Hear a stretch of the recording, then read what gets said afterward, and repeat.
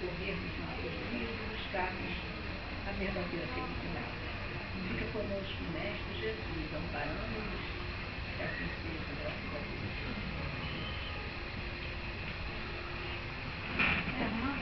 Deus. Mas eu sou espírita, né? Eu sou do espírita reencarnacionista, então já tive a opção de um nome mesmo. Do jeito que me chamar, eu respondo. Entendeu? Eu, como minha mãe falava, eu sou igual cachorro vira-lata. Olha pra mim, olha no rabo, eu quero nem saber.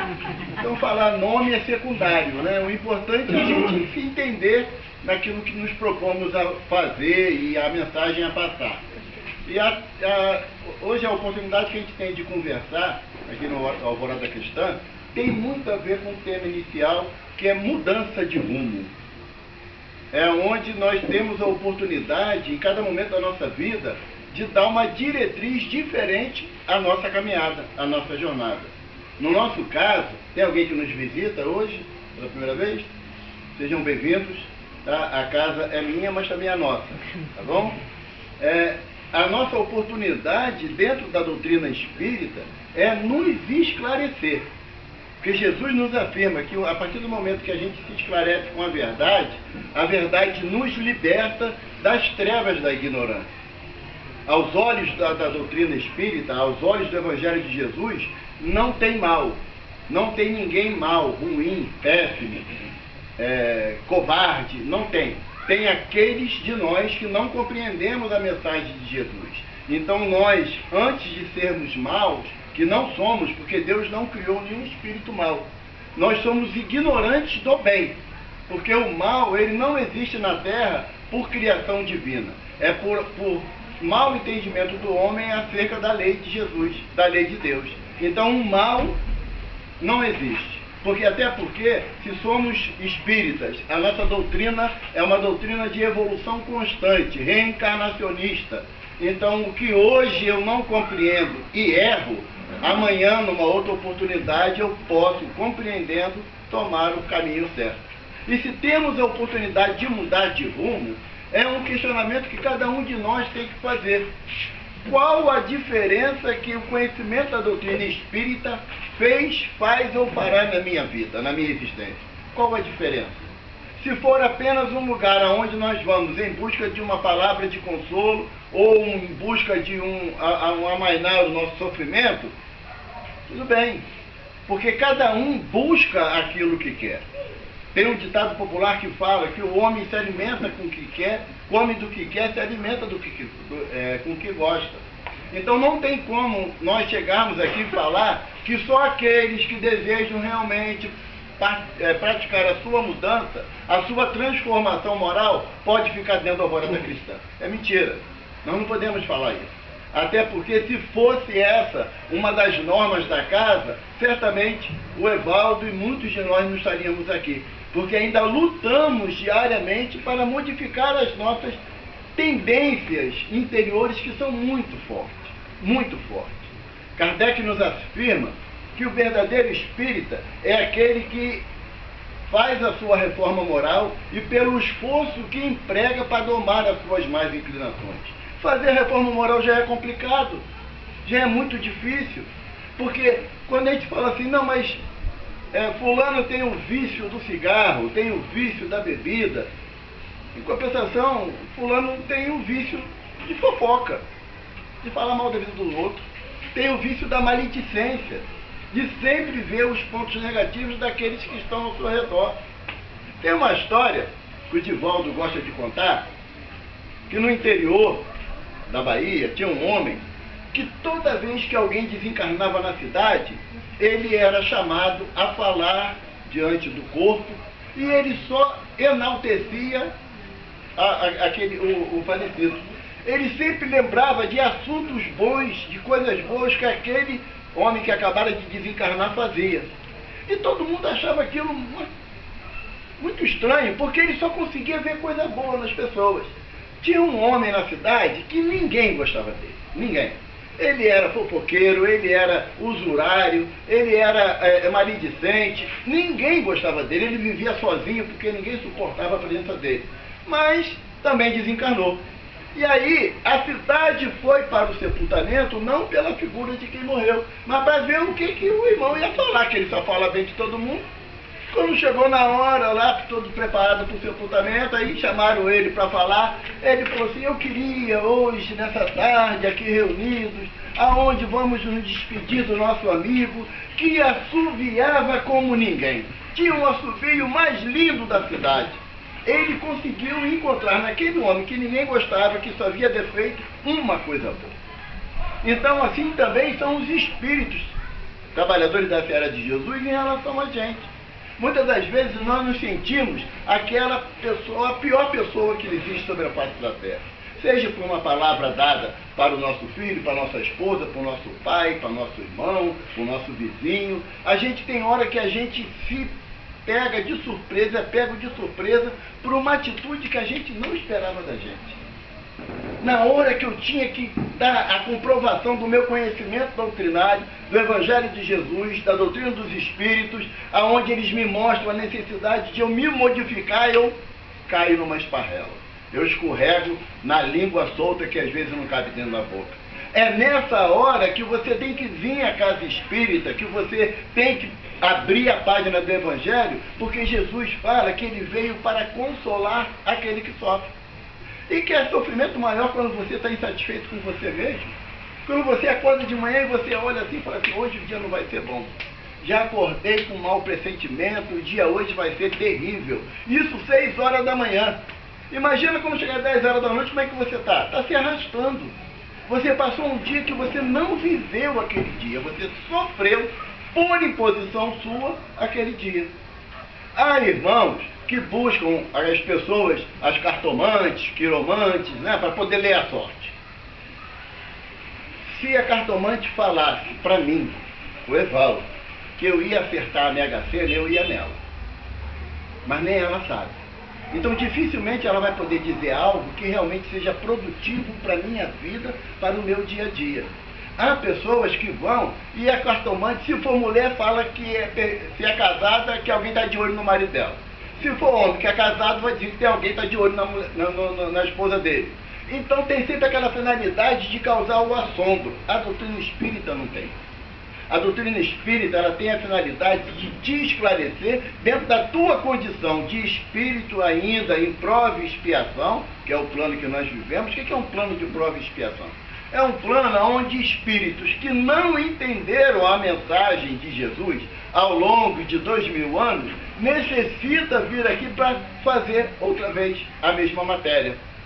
Nós estamos matriculados na matéria do amor já há mais de 2000 anos, na matéria do perdão há mais de 2000 anos, na matéria da confraternização, da fraternidade, a gente já é o que se chama no meio acadêmico jubilado. É aquele que já fez a faculdade, está fazendo a faculdade já há mais de 8 ou 10 anos. Então nós já estamos jubilados nessa matéria que Jesus veio nos trazer. Mas Jesus em algum momento falou assim: Tânia, se você não fizer o que eu estou falando, tu vai para o inferno. Jesus não fala isso. Jesus sempre coloca uma condicionante para todos nós. Se quiseres me seguir, depende de cada um. Se quiseres me seguir, renega a ti mesmo, toma a tua cruz e siga-me. Jesus não falou que você vai segui-lo chupando cana e soltando fogos, não. É na base do sofrimento. Sabe por que é sofrimento? Não é porque Jesus quer que a gente sofra, não. É porque você tem que transformar a tua atitude. Você tem que modificar os teus pensamentos. Então isso causa sofrimento. Quando você chega perto de alguém que fala assim: eu hoje consegui perdoar a pessoa que mais me prejudicou na vida. A pessoa fala aquilo, embora os olhos brilham pela conquista, mas a tristeza é muito grande porque dói. O perdão dói. Porque quando você diz assim: eu te perdoo, eu estou tirando de dentro de mim a mágoa que você fez eu sentir. Não que você queira colocar mágoa em mim, não. Mas eu me senti magoado com você. E muitas das vezes você nem percebeu. E aí as pessoas com quem a gente se magoou, olha pra gente e a gente fala assim: olha lá, ainda é um hipócrita ainda, cara de pau, ainda ri pra mim depois do que fez. Mas será que a pessoa tem consciência de que ela te ofendeu a tal ponto? Mahatma Gandhi, ele estava no meio de uma palestra com os seus seguidores, e um dos seus seguidores falou assim: Gandhi, fala pra gente sobre o perdão. Gandhi olhou para ele, se calou, continuou o assunto. Veio uma senhora com a criança, falou assim: Gandhi, fala com meu filho que ele não pode comer açúcar, porque ele tem diabetes. Gandhi virou para ela, a primeira pergunta ele não respondeu, virou para a irmã e falou assim: volta a semana que vem. Ela, Gandhi, é só para falar com meu filho. Minha irmã, volta a semana que vem. Na outra semana, Gandhi estava falando lá no meio dos seus seguidores, vem a mulher. Gandhi, fala para o meu filho que ele não pode comer açúcar. Gandhi virou para a criança e falou assim: você não pode comer açúcar. A mulher perguntou: por que você não falou semana passada? Porque eu comi açúcar semana passada. Eu só posso ensinar aquilo que eu faço. Eu só posso orientar aquilo que eu faço. Aí o discípulo, quando olhou, falou assim: por que você não respondeu sobre o perdão? Ele falou: porque ninguém faz nada a mim que seja necessário eu perdoar. Então ele não tem a prática de perdoar, porque ele não se sente ofendido. Dentro do meio espírita, todos nós que convivemos, nós temos que aprender com os exemplos bons que nos são dados. Por que eu vou me magoar, às vezes, por um olhar que não me foi dado? Que tem pessoas que passam pela gente, às vezes, por todos os problemas, vivendo uma situação tão difícil, que não percebe que passou pra gente, por nós. Aí não dá um bom dia, uma boa tarde, uma boa noite, a gente já acha que o cara está ficando besta, que ela agora está com cabeça virada, que não fala mais comigo, mas na hora que precisou, porque a gente adora jogar na cara, né? Na hora que precisou, veio me procurar, tá ótimo. Se ela precisou e veio até você, opa, dá graças a Deus, que pelo menos você teve a condição de ajudar alguém. Mas quando é você que vai buscar, aí você está preocupado se a pessoa vai te olhar bem ou mal, se vai dar um sorriso cara feia, não, você que precisa. Chega na casa do teu cunhado e pede um dinheiro emprestado. Ele vai rir para você? O meu nem me recebe. Quando ele vê que sou eu, aí pela minha cara ele já sabe que vem pedir e ele não abre a porta. Mas é melhor nós termos condições de dar alguma coisa para alguém do que a gente precisar sempre pedir a alguém. E dentro da casa espírita, nós já viemos para a casa espírita na condição do necessitado. E não é necessitado, como a Tânia falou na mensagem, de ter, não, é de ser. Eu tenho que ser melhor do que eu fui ontem. Chico Xavier, ele tinha uma frase que está muito aí pela internet, e é uma pura verdade. Chico fala o seguinte, que aos outros eu dou o direito de ser como são. Agora, quanto a mim, eu tenho a obrigação de ser melhor a cada dia. E quando eu me imponho essa necessidade de melhorar diariamente, eu quero dar um rumo novo à minha vida. Nós não lembramos de quando estávamos na matéria na existência anterior. E muito menos nos lembramos do período que nós estávamos na espiritualidade antes da atual reencarnação. Mas não é difícil a gente analisar, não. Quem, como eu, já está muitos anos longe da escola, lembra que quando a gente tirava uma nota baixa, uma nota vermelha, que tinha que levar o boletim para a mãe assinar, era algo próximo ao desespero. Porque sabia que o bicho mesmo... Dona Dalva, minha mãe, ela já está na espiritualidade, então ela vai compreender quando às vezes eu falo isso, mas a minha mãe não tinha... Ela criou a gente no sistema Wi-Fi. Hoje em dia tem muito comum isso na internet, né? O Wi-Fi. Você tem um celular, chega na casa de alguém, você não dá nem bom dia, pergunta logo a senha do Wi-Fi, né? É aquela conexão por ondas. E eu fui criado pelo Wi-Fi.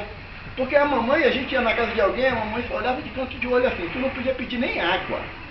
Ela que tinha, não era assim? Ela que tinha que oferecer. Porque se eu não entendesse a mensagem pelo Wi-Fi, eu ia entender pelo fio, porque o couro comia.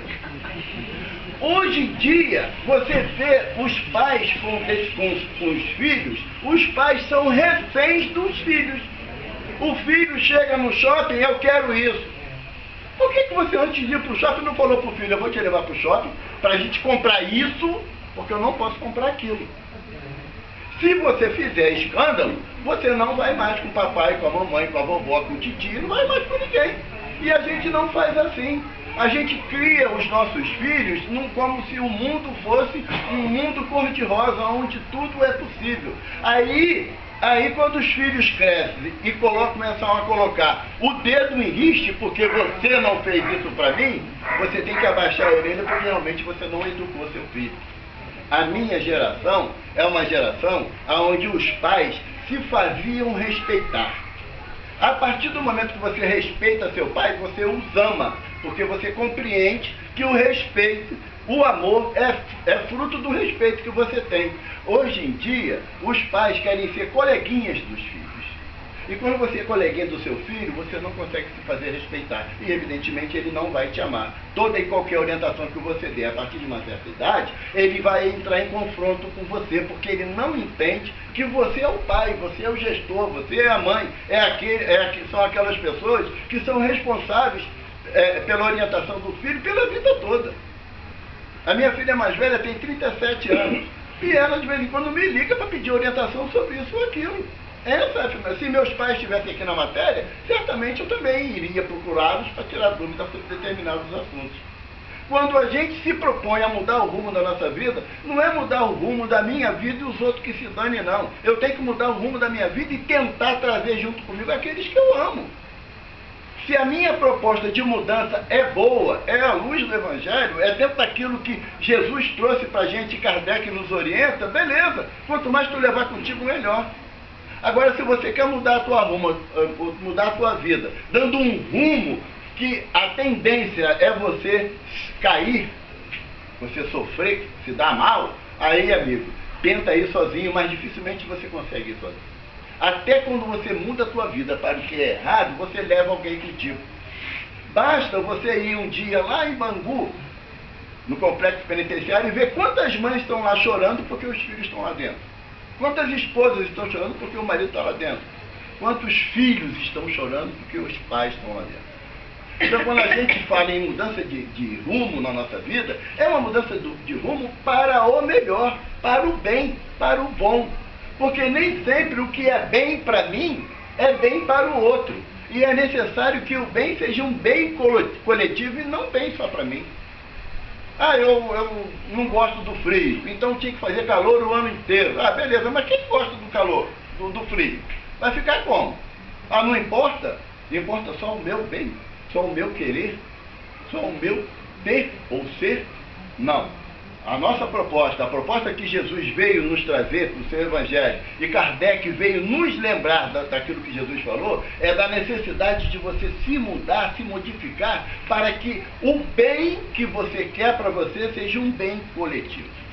Seja um bem que atinja a todas as pessoas que estão ao seu redor. E mais importante, esse bem, na maioria das vezes, é bem para os outros, mas para a gente não é tão bem.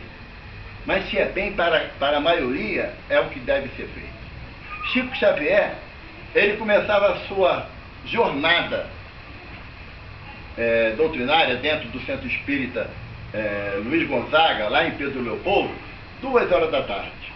E parava às 3 da manhã. Direto. Sem parar para jantar, para lanchar, no máximo um copo d'água e um cafezinho. De 2 horas da tarde às 3 da manhã. Todos os dias. Quando a gente fala que tem que vir para a Alvorada Cristã, sábado, 4 horas da tarde, mas todo sábado, 4 horas da tarde eu tenho que ir. Mas eu vou praticar minha caridade. Né? A gente ainda enche a boca para falar que vem praticar a caridade. Eu tenho uma notícia triste para dar. Não é caridade, não. É obrigação de cada um de nós de fazer. Porque nós temos a consciência de que nós viemos nessa existência para servir ao nosso semelhante. E não para servir aos nossos desejos, não servir às nossas vontades, às nossas vaidades. Aí, quando você se conscientiza que é necessário você fazer uma transformação moral em você, porque é fácil você apontar o erro do outro. Fulano tem que mudar isso. Ou então a gente está fazendo, às vezes, está assistindo uma palestra, assistindo um debate, aí fala assim, quem tinha que estar aqui era o João. João tinha que ouvir isso. Se o João não veio, quem veio é você, quem é que precisa ouvir? É quem veio. Não é? Eu costumo falar que Deus, na sua sabedoria infinita, Ele nos deu 2 orelhas e uma boca. E eu não tenho como não ouvir o que eu falo, porque minha orelha é grande. Então capta muito bem aquilo que eu estou falando, e é pertinho da minha boca. Um amigo meu falava que se Deus pudesse fazer a orelha embaixo do braço, era beleza, né? Baixava o braço e falava à vontade. Mas não, botou pertinho da boca. Então, quando nós estamos falando sobre um assunto sério, construtivo, nós somos os primeiros a ouvir, e os primeiros com necessidade de se modificar também. Porque é muito fácil eu falar do perdão, que é necessário você perdoar. Se o teu irmão, Jesus ensina, se o teu irmão te injuria, te deseja o teu mal, ora a Deus por ele. É molinho fazer isso, ensinar esse remédio para vocês. É fácil. Agora, e na hora que eu tenho que tomar o remédio, será que vai ser bom também? Imagina se os mentores espirituais aqui do Alvorada Cristã, eles chegassem aqui agora, Tânia, olha só, agora só vai poder ser ajudado efetivamente quem fizer a sua reforma moral integral. Ele não ia falar para ninguém, né? Porque a gente não está aqui para ouvir. Porque a necessidade dessa reforma não é que tenha que ter um passe de mágica, não. A doutrina não é David Copperfield, não é Mr. M. A doutrina é feita para homens e por homens, à luz dos espíritos. O grande diferencial da doutrina espírita é que ela não tem papa, ela não tem uma figura máxima dentro do espiritismo. Ah, não, fulano é aquele que representa o espiritismo em todo o planeta. Não existe isso. Sabe por quê? Porque cada um tem uma interpretação diferente acerca daquilo que está no Evangelho, segundo o Espiritismo, daquilo que está dentro do livro dos Espíritos, da Gênesis, do Céu e Inferno, no livro dos Médios. Cada um tem uma interpretação pessoal. A única recomendação que eu dou, em todas as casas que eu vou usar a palavra, é a mesma. O Espírito Verdade deu a Allan Kardec 2 orientações em toda a obra. 2. Primeiro é espírita, amai-vos. E o segundo, sabe qual é? Instruí-vos. Por quê? Porque se você não amar, o conhecimento te faz um ditador, um déspota. Você tem que fazer isso. Agora, quando você ama, você joga a tua inteligência baseada no amor que você sente, você compreende a necessidade de cada um, às vezes dá um passo em direção à verdade na existência toda. Não existe pressa dentro da doutrina espírita. Vocês têm que fazer a sua reforma e tem que ser urgente. Não existe isso. Não existe isso. Jesus veio há 2000 anos nos dar a mensagem de que temos que caminhar. Lembra da passagem de Jesus que na estrada de Emaús, Jesus tinha sido crucificado, já tinha ressuscitado, os seus discípulos já tinham visto, e 2 discípulos de Jesus estavam ainda indo pela estrada de Emaús. Emaús era separada de Jerusalém por um dia de caminhada, ou seja, de 6 horas da manhã até 6 horas da tarde, 12 horas de caminhada. E 2 discípulos iam tristes, cabisbaixo, e nisso chega um homem junto a eles e começa a caminhar, e o homem pergunta: por que tua tristeza? Aí um dos discípulos fala assim: tu não sabe o que aconteceu? Todo mundo só fala nisso. O mestre, o Messias, foi crucificado, morreu na cruz. Aí o homem que estava acompanhando, falando com ele: mas olha só, mas ele também não veio dar a boa nova de que a morte não existe, de que a vida é contínua, que Deus nos faculta sempre a possibilidade de voltar e dar continuidade à nossa tarefa. E o homem foi falando com eles todo o caminho. Quando chegou na entrada de Emaús, os 2 viraram para o homem e falou assim: não, já vai escurecer, entra nessa pousada com a gente, fica com a gente, passa a noite com a gente. E o homem entrou. E quando chegou na pousada, eles pediram uma ceia, né, que era pão, vinho e mel. E quando o homem pegou o pão e partiu o pão, eles reconheceram nesse homem Jesus. Andaram o dia todo com Jesus do lado e não o reconheceram. Ouviram da boca de Jesus a lembrança de todos os ensinamentos que Jesus vivenciou ao lado deles, e eles não o reconheceram. Jesus em algum momento aponta segundo o que está anotado em Atos dos Apóstolos, Jesus aponta para vocês não me conheceram, eu andei com vocês são todos uns patifes que eu ensinei. Não. Jesus andou com eles, conversou com eles, explicou a eles tudo aquilo lembrando as suas palavras. E os homens só foram o reconhecer no final da jornada. Então, se Jesus tem toda essa gama de paciência, de complacência com a gente, por que a gente não vai ter com o nosso semelhante? Por que a gente não vai dar oportunidade de você, toda vez que for subir as escadas para chegar aqui para a reunião, você tropeça no mesmo degrau? E eu vou falar, poxa, tu não enxerga, não? Tá vendo que aquele degrau ali é mais alto do que o outro, você tropeça? Não. Por que você não vai lá e não dá a mão a ele que está tropeçando para evitar que ele tropece mais uma vez? É isso que a doutrina quer da gente. A nossa mudança de rumo não é mudança de rumo para igual do pavão que abre as suas penas para mostrar a sua beleza e esconde o pé que é horrível. A nossa mudança é para que você se sinta melhor com você. Eu não sei vocês, mas já houve momentos na minha vida, e vários momentos na minha vida, que eu não aguentava olhar para mim no espelho. Acordava de manhã para trabalhar, ia para fazer a barba, eu não aguentava me olhar. Tamanhas besteiras que eu fazia. Mas se eu ficasse me lamentando, ou me criticando, me acusando, me culpando, e não tomasse uma posição diferente, iria adiantar? A culpa paralisa. Você errou, beleza. Reconheceu o erro? Ótimo. Muda. Se esforça para mudar. Evaldo, não é fácil. Claro que não. Se fosse fácil, a gente não estava mais na matéria. A gente já estava já em um plano mais elevado. Mas não é fácil, mas não quer dizer que seja impossível, porque também não é impossível. Kardec pergunta aos espíritos se é possível o homem se libertar das suas más tendências. Aí os espíritos respondem assim: muito mais fácil do que imaginas. Falta-lhes normalmente vontade, desejo de mudar. Desejo. Eu fumei durante 40 anos. E um dia eu cheguei, eu falei, não vou fumar mais. Aí alguns amigos chegaram e falaram assim, você não acha melhor ir no médico, não? Para que ir no médico? Não, para tomar um anti-ansiolítico, uma medicação. Eu falei, não, porque quando eu comecei a fumar, eu não tomei remédio nenhum para começar a fumar. Eu comecei a fumar pela minha vontade, então eu tenho que parar pela minha vontade também. Muitos amigos meus que me amam falavam assim, tu não vai conseguir.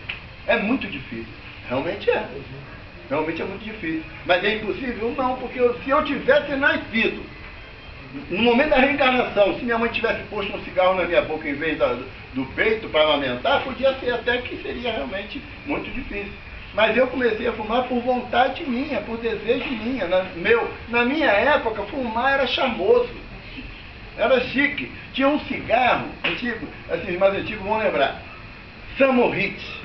Ele tinha um papel dourado em volta do filtro. Quando tu puxava um Samorit na festa, a Armina enlouquecia.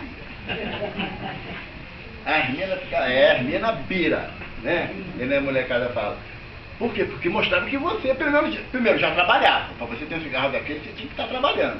Então, era um meio que a sociedade aceitava o cigarro, que era um diferencial da criança para o homem, não é? Ainda tinha ainda uma propaganda ao sucesso com Hollywood, né? Marlboro, tinha vários atrativos para o jovem que não tinha uma estabilidade emocional para poder partir para o vício. Hoje, graças a Deus, não tem nem mais propaganda na televisão de cigarro. E um dia vai acabar de bebida também. Então, mas quando eu decidi parar, eu decidi por mim. Dizer para você que foi fácil é mentira. Várias vezes eu sentava, tem a cadeira que eu fico no computador estudando, eu virava assim para pegar o cigarro que estava em cima da cômoda. Várias vezes. Agora, dizer para você que era bom fumar, claro que era vício. Qual é o vício que é ruim? Não existe vício ruim. Todos os vícios te dão um prazer temporário. Um prazer temporário. Depois vem o arrependimento. Depois vem, é inevitável. Mas ele vem com um prazer temporário. Naquele momento que você executa a ação que é viciosa, você chega a respirar fundo, aquele sorriso de prazer. E depois você entra de novo naquela prostração de que eu não consegui me superar ainda. É como quem tem o vício da bebida. No momento que está tomando lá a cervejinha, a sua cachaçinha, você olha, o cara está felizão. Está felizão. Quando ele sai dali, daquele ambiente que ele estava, a máscara facial dele muda, a tristeza, porque ele sabe que ele vai chegar em casa, vai ter que olhar para a esposa, para os filhos e novamente embriagar. Então, quando a gente fala em mudança de rumo, não é para ter passe de mágica, não. É difícil pra caramba. Mas se não der o primeiro passo, como é que você vai conseguir vencer as suas limitações? O Espírito Alcione, no romance Renúncia, fala que o Evangelho, o estudo do Evangelho, é uma estrada, uma caminhada ascensional. A cada momento você está aprendendo com o Evangelho, está tendo um entendimento diferente do Evangelho. Jesus, quando trouxe o Evangelho, ele não trouxe a finalidade de acusar erro de ninguém, de apontar defeito de ninguém. Jesus a todos nos ama na mesma intensidade, nos ama com a mesma paciência e com o mesmo amor. Ele não faz diferença nenhuma daquele que vive no erro e daquele que vive dentro do lado bom. Aquele que vive do lado bom tem que amparar aquele que está no erro. É da lei. É da lei. Nós não podemos querer ser juízes das ações de ninguém. O Evangelho nos orienta que nós temos que ser juízes implacáveis com as nossas atitudes e complacente com o erro do semelhante. E a gente faz o oposto. Eu sempre encontro uma justificativa para o meu erro, mas não aceito o erro da minha irmã, do meu irmão. Não aceito. A gente se coloca sempre como aqueles que estão acima do bem e do mal. E quando a verdade vem, ela é dolorosa. Porque quando você é pego pela verdade, pela consciência do erro que você praticou, a tua necessidade de chorar é muito grande. Quando Judas viu a atitude que ele cometeu e o mal que ele infligiu a Jesus, porque ele não é que Judas queria trair Jesus por causa do dinheiro, não é. A gente aprende que não é, sabe que não é. A visão dele era qual? Se Jesus, vendo-se acuado pelo Sinédrio, vendo-se com a promessa de morrer nas mãos dos sacerdotes, Jesus se revelaria quem realmente ele era. Que era o Messias prometido, era o Cristo de Deus. E converteria todo o Sinédrio à doutrina de amor dele. Era a visão de Judas. Porque ele achava que Jesus era muito devagar nas suas atitudes, sabe? Porque, poxa, está vendo que o Sinédrio está armando uma arapuca e Jesus está sempre complacente, recebe Gamaliel à noite, recebe José de Arimateia na madrugada, orienta. Jesus não toma uma postura de embate, de mostrar quem ele é na realidade. Mas não era essa a tarefa de Jesus. O profeta Jeremias falava que o Messias viria e não seria reconhecido, e foi o que aconteceu. Por que eu acho que pelo pouco que eu sei do Evangelho e pouco que eu sei da doutrina espírita, que eu tenho o direito de apontar erro de alguém? Os mentores espirituais apontam o nosso erro? Não. Ele fala do que você precisa acertar, mas não diz que você está errado. Meu irmão, tem um caso de uma casa que a irmã pediu para colocar o nome dela na mesa mediúnica para irradiação. E nessa casa, era comum que ao final da reunião, um mentor espiritual dava uma mensagem e algumas vezes era uma mensagem direcionada para alguma pessoa da casa. Na outra semana ela perguntou, e aí, botou meu nome lá, teve uma mensagem? Teve. Qual? O mentor falou para você praticar mais o Evangelho. Mais o Evangelho? Mais? Eu já faço culto lá em casa, gente. Para quê? Não é falar do Evangelho. É praticar o Evangelho. Porque a gente acha que tem a mesma coisa. Igual está falando do Evangelho, então está praticando, não. Quando Jesus, no dia de Pentecostes, que ele fala para os 500, ir de 2 a 2 e anunciai o meu Evangelho. Anunciai o meu Evangelho. E quem anuncia, aí Santo Agostinho fala assim, ao anunciar o Evangelho do Senhor, se necessário, use palavras. Porque anunciar é vivenciar. Você tem que mudar o comportamento daqueles que te olham pelas tuas atitudes. Se você era rude de manhã, aprende a ser mais amoroso à tarde. Walter, é difícil, então seja menos rude. É um passo de cada vez. É um passo de cada vez. Na Bíblia tem a figura da escada de Jacó, né? Que é uma escada que se perde no espaço ilimitado. Essa escada, em qualquer escada, você tem que subir um degrau de cada vez. Porque não dá para subir todos, pular degrau, não. A doutrina ela veio para nos orientar que, primeiro, é necessário andar para frente. Andar para frente. Agora, a intensidade, a velocidade dos passos é de cada um. Não existe aqui, ninguém vai chegar aqui numa conversa com vocês e falar assim, agora anotem aí que tem que fazer, dever de casa, tem que perdoar minha vizinha que bota funk alto todo dia no meu ouvido. Você pede a Deus para um dia o rádio dela queimar, para ver se... Você não vai pedir para ela perder a mão, que aí é mais pior, né? Desejo um mal menor. Mas... se você ficar, ela botou funk, então eu vou botar agora a música do Carlinhos Conceição. Vocês conhecem Carlinhos Conceição? Se tiver uma oportunidade, entra na internet, bota lá no YouTube, Carlinhos Conceição. É um músico espírita, tem cada música maravilhosa, todas elas voltadas para a doutrina espírita, para o Evangelho. Então ela botou funk, eu vou botar Carlinhos de Jesus, compra 2 caixinhas de som desse tamanho, vira para a canela dela e entra na guerra. Não é isso que é a doutrina espírita. Não é isso.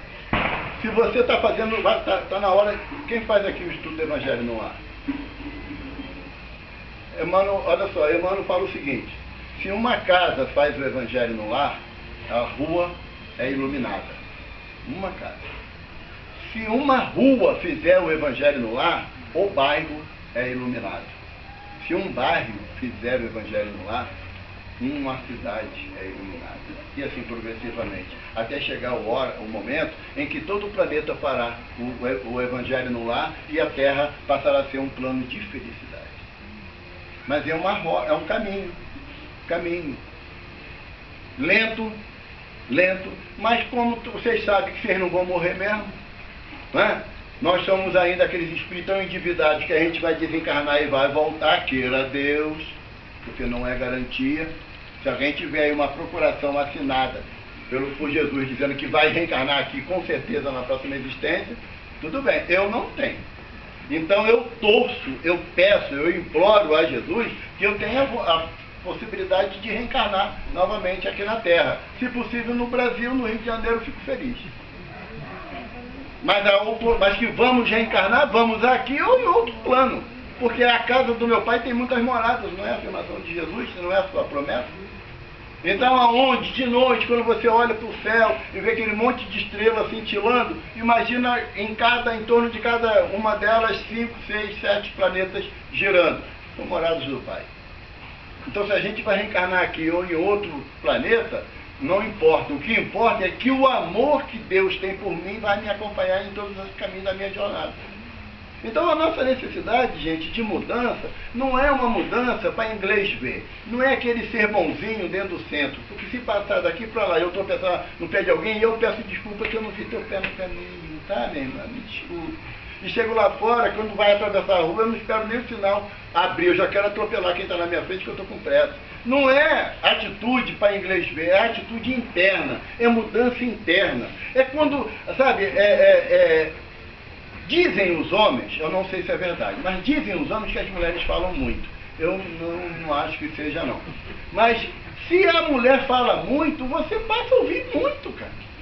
Não é você querer fazer com que ela cale a boca para você, que você não aguenta mais, não, porque não vai dar certo. Não vai dar certo. A mulher, ela não consegue parar de falar. Como tem homem que não consegue parar de irritar a mulher. Não fala, mas você fala. Sabe de nada. O homem, ele pode até não retrucar, mas ele irrita. Né? Igual aquela história do piolho, né? Piolho, irrita. Então, como é que eu quero modificar as minhas atitudes se dentro de casa eu não me modifico? Não é dentro da casa espírita que você tem que se modificar. Tem que se modificar dentro de casa. Com a tua esposa, com o teu marido, com o teu pai, tua mãe, teu irmão, tua irmã. Você tem que se modificar dentro de casa, no teu dia a dia. A mudança é interior e pessoal e intransferível. Tudo que você fizer em atitudes de mudança, tudo, não tenha dúvida, a tua companheira, o teu companheiro, os teus pais, os teus filhos vão perceber. Tudo. Às vezes, os filhos, os maridos, as esposas, notam muito mais intensa a nossa modificação do que nós mesmos. Poxa, depois que o Evaldo passou aí, lá no Guarda Cristã, ele realmente, ele parou de ser, não é muito chato, ele só é chato. Já é uma mudança. Porque ninguém vai deixar de ser mal para ser bom, num piscar de olhos. Não vai, é gradativo. É a oportunidade que a espiritualidade nos oferece de mudanças constantes, diárias. Aí teve Divaldo conta numa palestra dele, é a hora, hein? Senão eu vou falar até amanhã de manhã. Hoje é sábado, amanhã é domingo, eu não trabalho.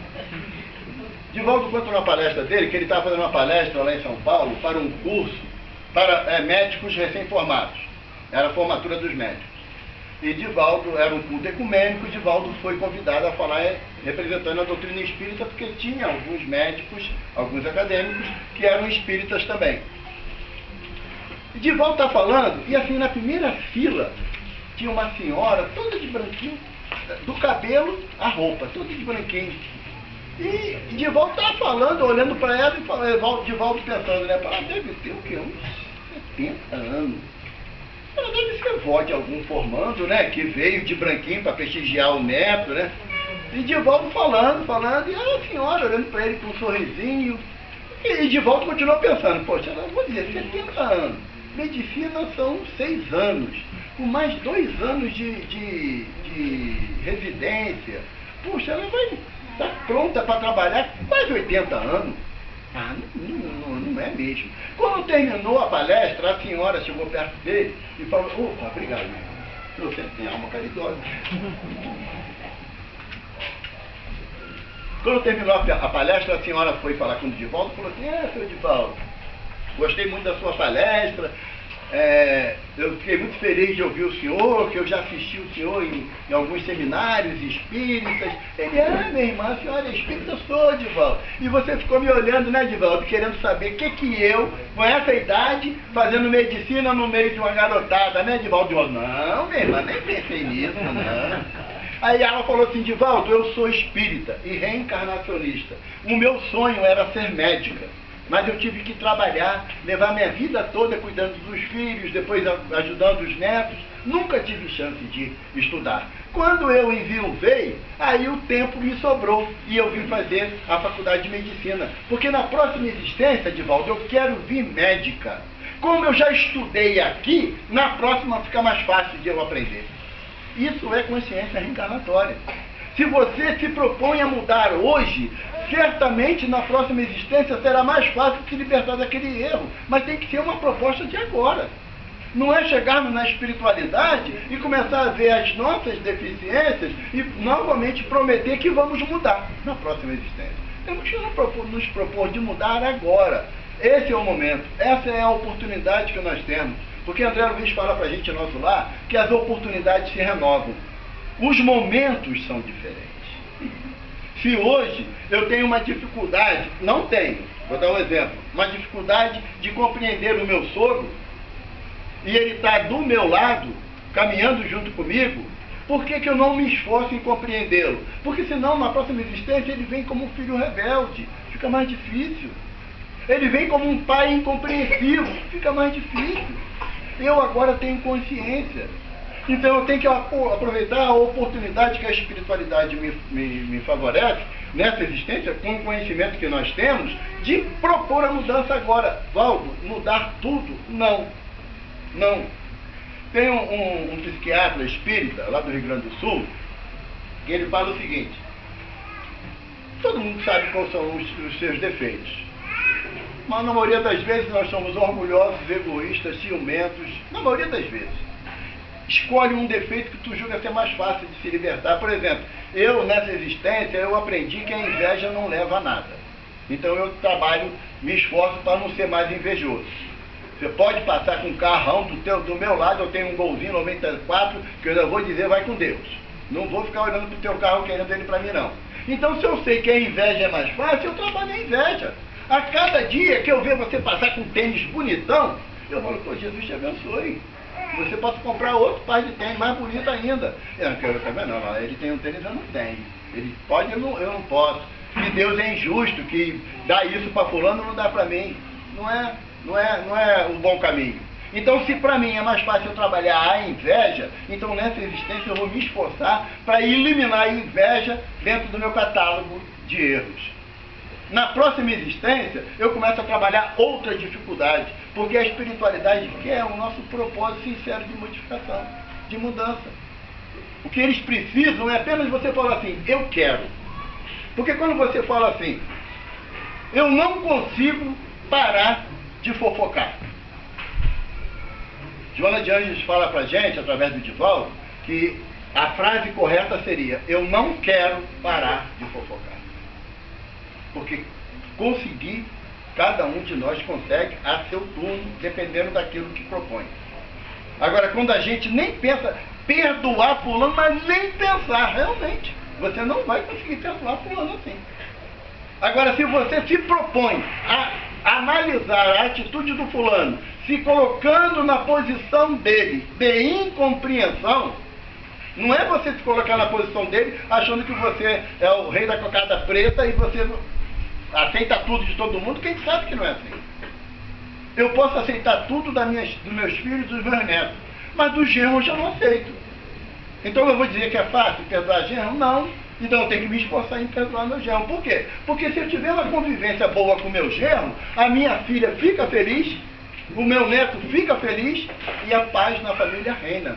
Agora, se eu quiser colocar, como eu não engulo, e não vou engolir mesmo, nasci assim, vivi assim, vou morrer assim, e vai para um umbral assim.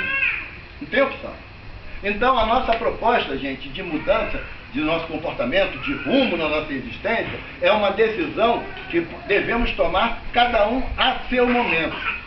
Não é pelo que o Evaldo falou, é pelo que Jesus fala. É pelo que Jesus fala. Se quiseres me seguir, renega a ti mesmo, tome a tua cruz e siga. Muito obrigado, gente, pela paciência. Boa tarde.